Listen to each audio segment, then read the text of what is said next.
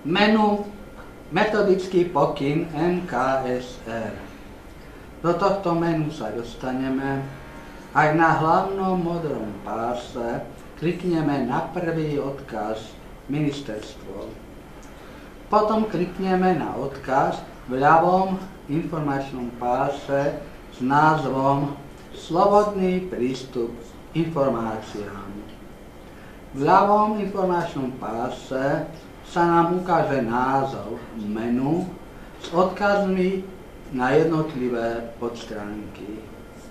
V tomto ľavom informačnom páse vidíme tučným písmom otvorené menu s názvom Slobodný prístup k informáciám a ďalej odkazy na podstránky. Metodický pokyn MKSR, sadzovník poplatkov za sprístupnenie informácií. Klikneme teraz na odkaz Metodický pokyn MKSR a pod hlavným tmavomodrým pásom sa nám ukáže názov podstránky Metodický pokyn MKSR. V pravom širokom páse sa nám ukáže text. Úplne článok 6. Sprístupnenie informácie, odsek 1.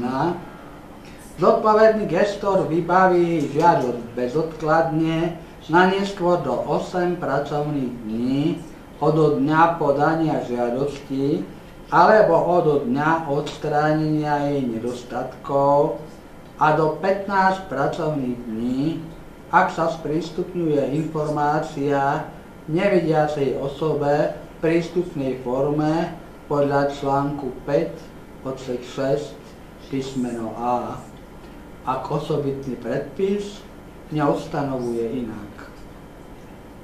Odsek 2. Žiadosť môže po dohode so zodpovedným gestorom vybaviť aj vecný gestor, ktorého zodpovedný gestor požiadal o súčinnosť. Lehota na vybavenie žiadosti je podľa odseku 1. Odsek 3. Lehotu na vybavenie žiadosti podľa odseku 1 možno predĺžiť zo závažných dôvodov, najviac však o 8 pracovných dní a o 15 pracovných dní, ak sa informácia sprístupňuje nevidiacej osobe v prístupnej forme podľa článku 5 odsek 6 písmeno A. Zodpovedný gestor z vlastného podnetu, ak žiadosť vybavuje bez súčinnosti s vecným gestorom alebo podľa návrhu vecného gestora, ktorého požiadal o súčinnosť, bezodkladne oznámi túto skutočnosť žiadateľovi, najneskôr však pred uplynutím lehoty podľa odseku 1. Odsek 4. Ak informáciu nemožno sprístupniť spôsobom určeným žiadateľom vrátane žiadateľa so zmyslovým postihnutím, zodpovedný gestor dohodne so žiadateľom iný spôsob sprístupnenia informácie. Odsek 5. Informácie sa sprístupňujú v pracovnom čase na organizačnom útvare zodpovedného gestora. Ak informáciu po dohode so zodpovedným gestorom sprístupní žiadateľovi vecný gestor, zašle vybavenú žiadosť zodpovednému gestorovi na evidovanie. Článok 7. Odsek 1.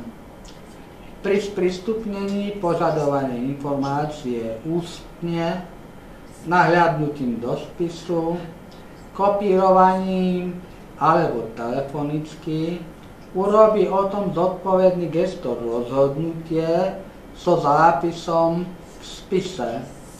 Proti takémuto rozhodnutiu nie je možné podať opravný prostriedok. Odsek 2. Zodpovedný gestor vydá rozhodnutie o odmietnutí sprístupniť informáciu, ak žiadosti nevyhovel vôbec, alebo jej vyhovel len z časti. Ak bola žiadosť odložená podľa článku 3, odsek 5, písmeno B, toto rozhodnutie sa nevydá. Odsek 3. Zodpovedný gestor v prípade podľa článku 5, odsek 14 za A vydá rozhodnutie o odmietnutí sprístupniť informáciu, ak osoba, ktorá informáciu odovzdala, písomne oznámila, že so sprístupnením informácie nesúhlasí, alebo za B sprístupní informáciu, ak osoba, ktorá informáciu odovzdala, písomne do 7 dní oznámila, že so sprístupnením informácie súhlasí, alebo sa v určenej lehote písomne nevyjadria. Odsek 4. Ak zodpovedný gestor v určenej lehote nesprístupní informáciu, nevydá rozhodnutie o odmietnutí sprístupniť informáciu, alebo informáciu inak nesprístupní, predpokladá sa, že vydal rozhodnutie, ktorým odmietol sprístupniť informáciu. Za deň doručenia sa v tomto prípade považuje tretí deň po uplynutí lehoty na vybavenie žiadosti podľa článku 6 odsek 1 tohto metodického pokynu. Článok 8. Postúpenie žiadosti. Odsek 1. Ak ministerstvo nemá požadovanú informáciu k dispozícii a má vedomosť o tom, kde možno požadovanú informáciu získať, zodpovedný gestor postúpi žiadosť o sprístupnenie informácie do 5 dní od doručenia povinnej osobe, ktorá má požadovanú informáciu k dispozícii, inak žiadosť odmietne rozhodnutím. V odôvodnení rozhodnutia sa objasní, že požadovaná informácia nespadá do pôsobnosti ministerstva a ministerstvo nemá vedomosť o tom, do pôsobnosti ktorej povinnej osoby patrí sprístupnenie požadovanej informácie. Odsek 2. Lehota podľa odseku 1 platí aj pre vecného gestora, ktorý po dohode so zodpovedným gestorom žiadosť priamo vybavuje. Odsek 3.